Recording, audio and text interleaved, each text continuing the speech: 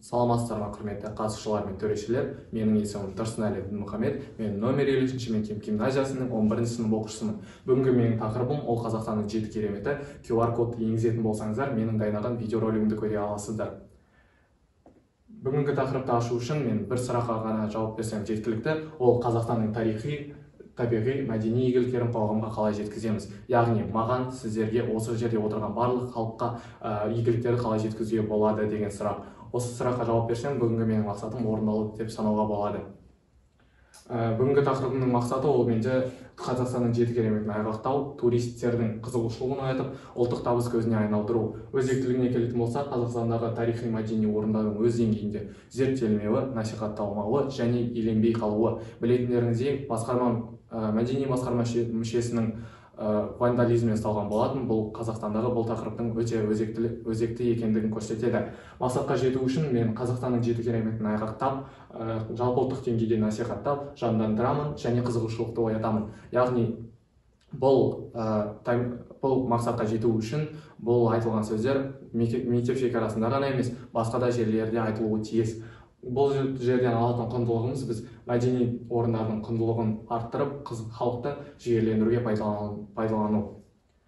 Қазақстанның 7 кереметін жасау үшін мен бір түрлі критерийлер орнатып кеткен болатынмын. Ол критерийлер құндылықтармен халықты жігерлендіру, тарихта ерекшелену, туристерді қызықтыру және өз ерекшелігін сақтап қалу. Мына Қазақстан картасында мен өзімнің таңдап алған 7 кереметімді орналастырған болатынмын, бірақ мен сіздерге қазір бұл жерлерді басқа қырынан көрсетіп сипаттап өтемін. Теректі әулие петроглифтерінде біз бірнеше петроглифтер тапқан болатынбыз, бірақ бұл жердің басты құндылығы ол сол жерде табылған табыну аймақтары. Келесі ол бізде ботай мәдениеті, түрлі үйлердің табылғанын білеміз, бірақ сол жердегі жылқының қолға үйретілуі сол жердің ең басты құндылығы саналады. Келесі ол бізде шілікті қорғаны, көптеген алтындары табылған аймақ және адамдардың сәндік көзқарасын көрсететін аймақ. Яғни сол жердегі адамдар алтынға емес, сәнге қызыққан болатын. Ақыртас сарайына келетін болсақ, сол жерден 10 тонналы тастар табылған болатын. Яғни сол жердегі халық үлкен сарайлар салуының мақсат етіп қойған. Келесі ол бізде Отырар қаласы. Отырар қаласында біз жер асты құбырларын тапқан болатынбыз. Ол сол жердегі халықтың гигиена туралы ойлағанын көрсетеді. Келесі ол бізде Сарайшық қаласы. Сарайшық қаласы бірнеше хандықтардың орталығы болған. Сонымен қатар бұл Сарайшық қаласы Ұлы Жібек жолының ұштасқан аймағы болып саналады. Байқоңыр айлағына келетін болсақ, ол біздің дамуымызға апарар бірден бір жол. Қазір Қазақстан жеке меншігіне кірмесе де Қазақстан жерінде орналасқандықтан мен оны Қазақстанның 7 кереметі деп санай аламын. Егер бұл жерді біз өзіміздің 7 кереметіміз санамасақ, бұл басқа елдің 7 кереметі саналып кете ме деген үрей туғызады. Енді мен Қазақстан жерлері үшін маркетингтің маңызы туралы айтып өткім келеді. Осыдан бірнеше жыл бұрын Түркістан қаласын туристер емес, өзіміздің халық көбісі біле бермейтін, бірақ қазір ол рухани Астана атанып, 22 жылдың статистикасы бойынша 470 мың турист келген болатын. Сол туристердің саны 20 жылдың 5 айында көрсеткіш саны 100 мыңға артқан болатын. Яғни 1,5 жылда туристердің саны 570 мың санаққа жетіп отыр.